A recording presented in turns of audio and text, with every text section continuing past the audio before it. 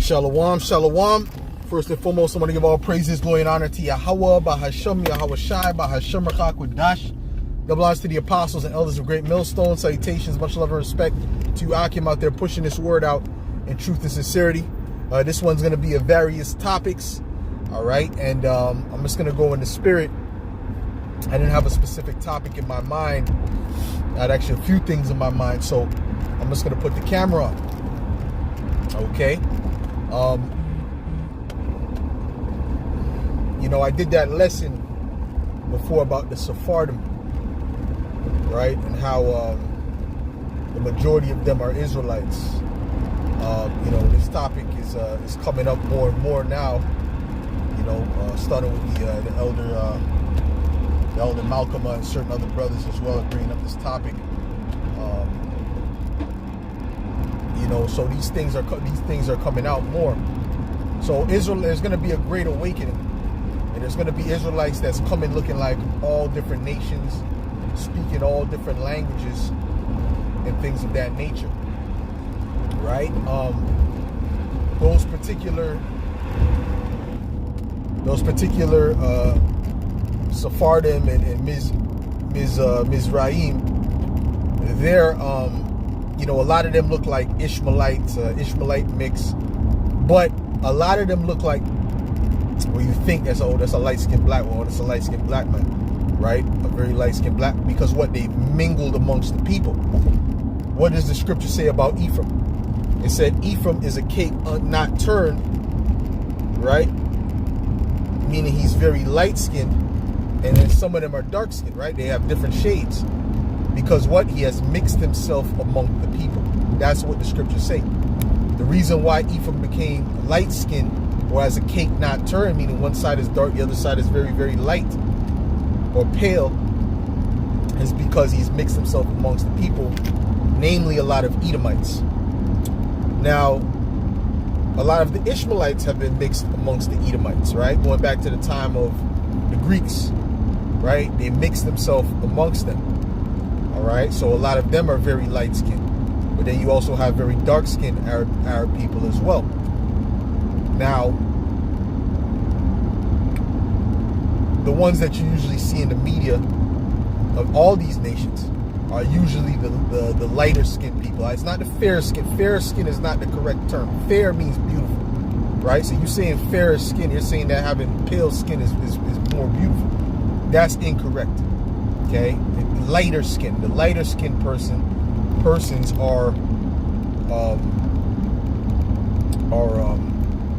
more shown on the TV, right? Even in Latin America, they show you the Edomite looking people on TV. They don't show you the dark skinned Brazilians. They don't show you the dark skinned Cubans like that. All right, that goes back to the colorism, because Esau's image, the Edomite image, is what? The image of a white person, a so-called white person, which is really a red person or a pink person.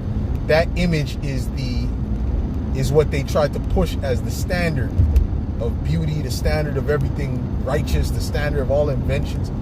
This is, and a big way that they did that was through what? Their media. This is why you see a lot of those people on the media as lighter skinned people, but dark skin is very beautiful. All right, King Solomon wrote that. He said, I am black but calmly, which really means he's dark skinned. And it's not, he didn't say but calmly, he said and calmly.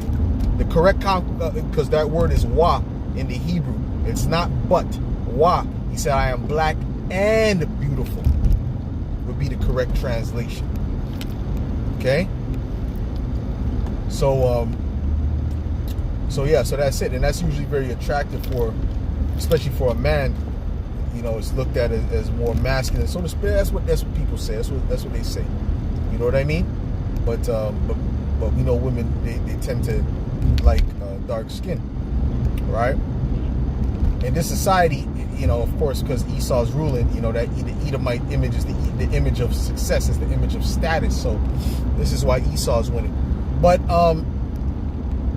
the point that I'm making is that, they mix themselves amongst the people. That's why they look the way they look. So don't get caught up on the look. Oh, wait, the Moors were black and the Moors were dark skinned. Yeah, the Moors were so-called were black. They look just like, African Americans in America.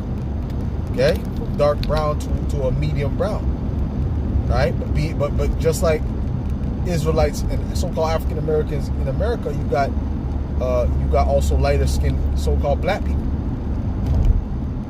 You know, so they got them that look like, some of them look like Arabs, some of them look like very, very light skinned black people, so on and so forth. All right, but that's that. At the end of the day, we're gonna have our people coming looking like all nations, like so-called Chinese, so-called Japanese, and professing the names of Yahweh or Yahweh Shai. This is prophecy, man. The great multitude that was seen in Revelations. That great multitude is Israelites that look like every nation under the sun. Right? So you can't get around that. So what is that about? We're dressed in white. Are the heathen going to be dressed in white? The white represents purity. The heathens are not pure. These are Israelites. Okay, these are Israelites that it's speaking about, and they're going to come in these latter days, man. They're going to start coming in droves in these latter days, man. See what I'm saying? And even some are gonna be with it at the coming of Yahweh Shai, because Yahweh Shai said, and them that are mine at my coming. He said, coming to gather the elect, roughly paraphrasing, and them that are mine at my coming. Right? So when he comes, there's going to be certain people that's just going to accept it in their, and they're going to have to accept it in their spirit. It's not going to have to be I'm going to fake the funk. You can't fake the funk. The Lord is going to know your mind. He's going to be able to read your thoughts, man. So if you're not really, really with it like that, you're an enemy, and it's going to be off with your head, man. See? That's how it's going to be when Yahweh Shai comes back. It tells you that in the scriptures, man. He's going to separate the sheep from the goats, man. Dig? And no heathen could be a sheep. No other nation, if you're a seed of another nation, in other words, if your father's of another nation, you cannot be of an Israelite. You cannot be of the sheep of Yahweh Shai. It's not possible. It's not possible. It's not possible, man. Okay, he said he showeth his word unto Jacob, his statutes and his covenants unto Israel. He has not dealt so with any other nation. And I said, for his judgments, they have not known him. Praise ye Yahweh. And they're not going to get to know it. They're not going to get to know his judgments, because it's not for them to know. Right? There's an order to things. He's making us a nation of kings and priests. And what comes with us being a nation of kings and priests? We have to be saved. We have to get salvation through these bodies being changed, through being beamed up, and this body being changed into an incorruptible body that cannot sin. That's how we're going to be a nation of kings and priests unto our power, our God. You see? There's nothing to do with the other nations. The other nations are going to still get old and die. Right? Because they're not going to be perfect. But they're going to live a lot longer, though. They're going to live a lot longer. Right? But they're going to get old and die the same way. Right?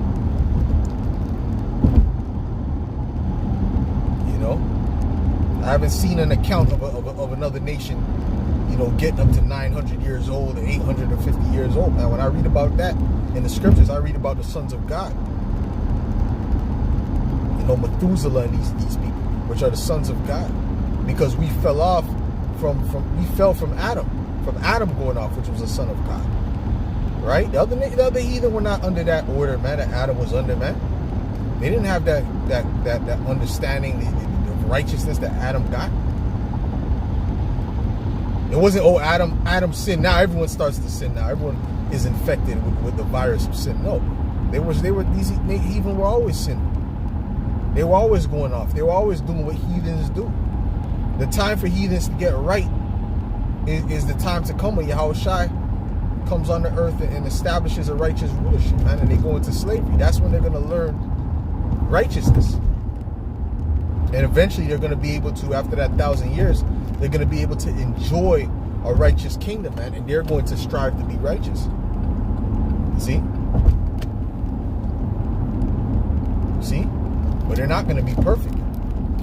But it's going to be a lot. It's going to be paradise, even for the heathen eventually. Eventually. After that 1,000 years of punishment, you must be punished. All right? These are the facts. These are the facts, you know. And these Christians, they get mad at it, but they don't read the Bible. They don't know the Bible. You know, they're not in the spirit of the Bible. Right? When have you heard Christians read the Psalms of David going into somebody's, you know, going into, what about Psalms 137? When you hear them reading Psalms 137? To that logic, vocab alone, you would be slandering King David for what he said. Because we didn't say it, King David said it. You would call King David a monster and all these different things because you're not of the Lord, man. And King David was a man after the Heavenly Father's heart. Right?